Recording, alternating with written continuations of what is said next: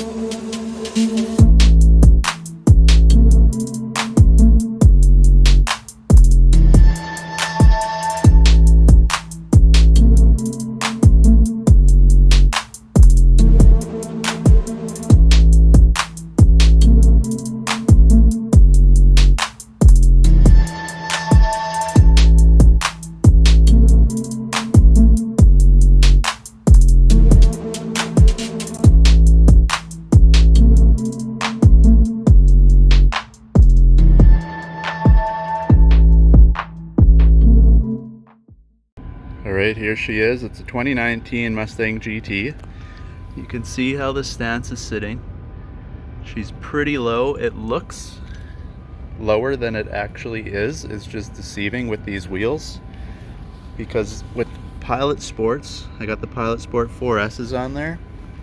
The one thing you got to realize is they come out pretty flat. What I mean by that is like the sidewall here is pretty flat. Lots of them will bubble a little bit. And that makes a huge difference on the look of the car, because you can see like it's flat with the fender, right? But the front, you have less than a finger in there, but there is a lot of space up in there. That's what I mean by it's deceiving. It's hard to really see how it is, but it's never rubbed on the front or back. The only time I've ever hit was just once recently. And basically what it was is they're doing construction by my house and they ripped up the road, and the new road that they have, you have the old pavement and then they made a bump probably a good 2-3 inches high maybe. So cruising down the road, I didn't know it was there, and when you hit it, it's kind of like hitting a speed bump up like that, so the tire kind of went back and up at the same time. And then because I was going, you know, speed bumps I go slower. When you're cruising down the road, you're doing 50-60 kilometers an hour. I could feel it crunch to the car. Not a lot, but that has been the only time I've ever hit. And then in the back here, it's harder to see in the fenders and stuff that it doesn't rub, but you can see same thing. This way there's less than a finger in there. It fits perfectly with the front. And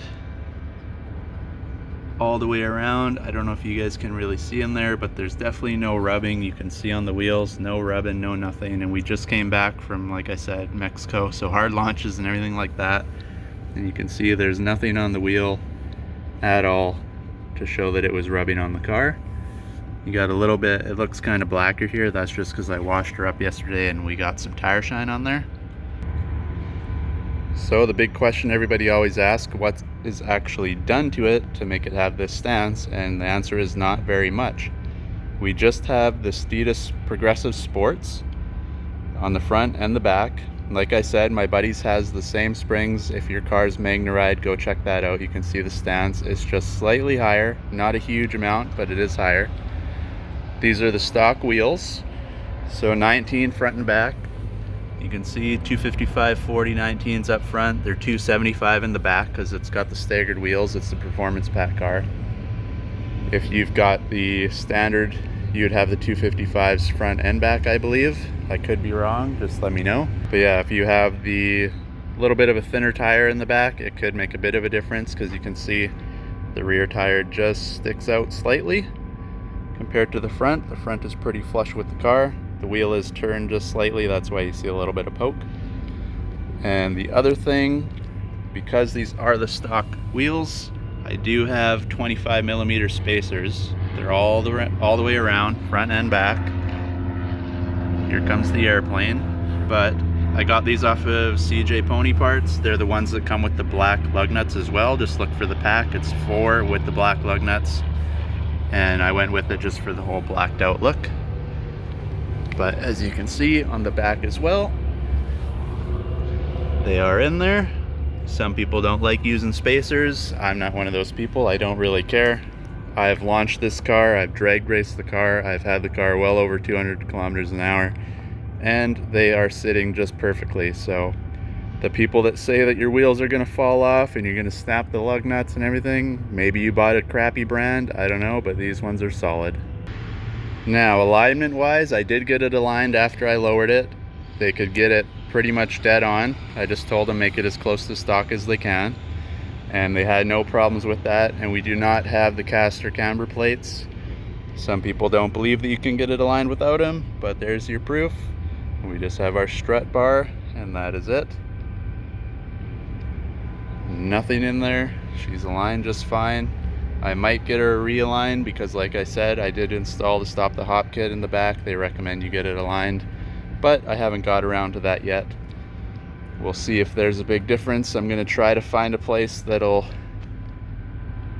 just check the alignment without having to actually pay to get it aligned, because I know that's a thing down in the States, but up here in Canada, we're a lot more limited to different places that we can go to, and a lot of people don't do that, or is not that I know of anyway, so I got to do my research. Hopefully I can find someone up here that'll do that. Alright, front wheels are turned. You can see now inside the fender, along with the wheel, you can see a lot better. There's no marks on the rubber. Inside the fender, it's a little dirty because the car's so low, it's hard to get in there to clean. But you can see nothing's worn out, nothing's been rubbing on the back, so when she's turned all the way to the left, it would rub in the corner there. You can see there's nothing there. Same with this side, you can see we're turned. It is close. Like, this is probably only a centimeter or so, but you can tell by looking at the fender liner there, there's never been any rubbing, nothing like that. All the way up top, I know the lighting's kind of crappy here, but you can see all up in there, she doesn't rub anywhere. We'll come over to the passenger side just so you can see the difference. You can see hopefully in there, there's no rubbing on that side either. Paint's all good. I know it looks a little scuffed here, but that's just dirt because I haven't got in there to wash it. Same with on this side, you can see all the clips are good, fender's good, there's never been any rubbing. On the back side, like I said, it's about a centimeter. It's a little more than the front on the other side, but you do have plenty of clearance there. And that's what I mean when I hit that bump, it kind of went up and in this way. That's where it would have hit, but it was only once, and as you can see, it didn't leave any sort of damage or marks or scuffs or anything. So you should be golden. Alright, so now here it is with the wheels straight, and I think this is what gets a lot of people, is because you can see like the front is pretty dang tight. They don't believe me that it doesn't rub, but like I showed you, you can see on the wheels it doesn't hit anything, because that's like less than a finger. You can barely get a finger in there. It's not tucked like, you know, right under the fender or anything, so if I wanted to get wider tires or something, they would fit with no issues still. But the thing with this car is there's no MagneRide. That's what you guys got to remember too. They do sit quite a bit nicer. They make these springs for the MagneRide as well, but because of it, the cars with the MagneRide, they sit not much, but it's probably a 1/4 inch, maybe 1/2 inch higher once it's lowered. So it does look a lot better with it on as well. If you look at my friend's white Mustang on here, we put them on his car. It does make it look a lot better, but if you're looking for a stance that's this low, then you're not gonna gain that with the Steeda springs.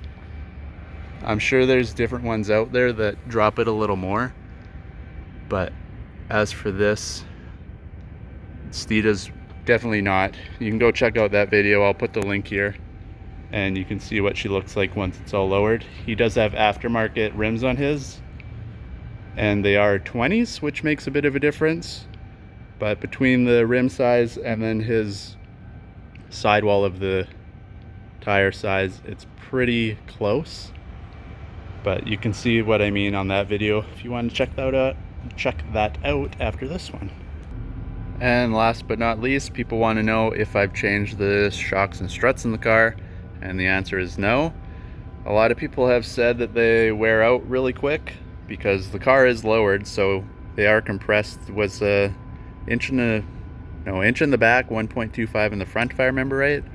So it is always compressed that little bit. It doesn't squeak, it doesn't squeal, it doesn't bottom out.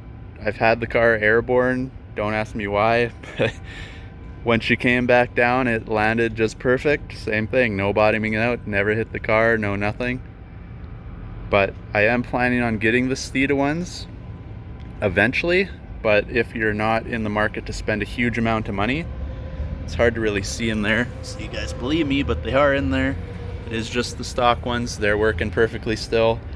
I'm sure they probably do wear out a little quicker just because, like I said, it is compressed all the time. And it also depends on where you live. I know the roads around here, some places you go, they're horrible, but for the most part, it's not too bad. But it's kind of up to you. I will be switching them eventually. I want to get the adjustable ones just to test them out. A couple more upgrades to the car eventually. But for now, like I said, I still have the stock ones in there and they are working just fine. Well, that's pretty much her, guys. Like I said, it's very simple what I have done to the car. People always think because it sits so well, I've put a lot of money into it, but that's not the case. The springs, I believe, were like $240 something or $250. The spacers are another, $120 or something. If I remember right, you'll have to look on CJ Pony Parts. It was a while ago now. But yeah, for under $400, you can get your car to look like this. I know the S550s are pretty low just to start off with, so it wasn't a huge change. Like I said, 1 inch up, or 1.2 in the front, 1 in the back, so it's not a huge drop, but it does make a huge difference on the look of the car. So hopefully this helped you out. If I missed anything, let me know in the comments, and if you want to see anything else with the car, make sure you leave a comment as well. Thumbs up and subscribe. Make sure you stay tuned for the next videos. We got a lot more coming up, and hopefully you enjoyed this. Thanks for watching, and I'll catch you in the next one.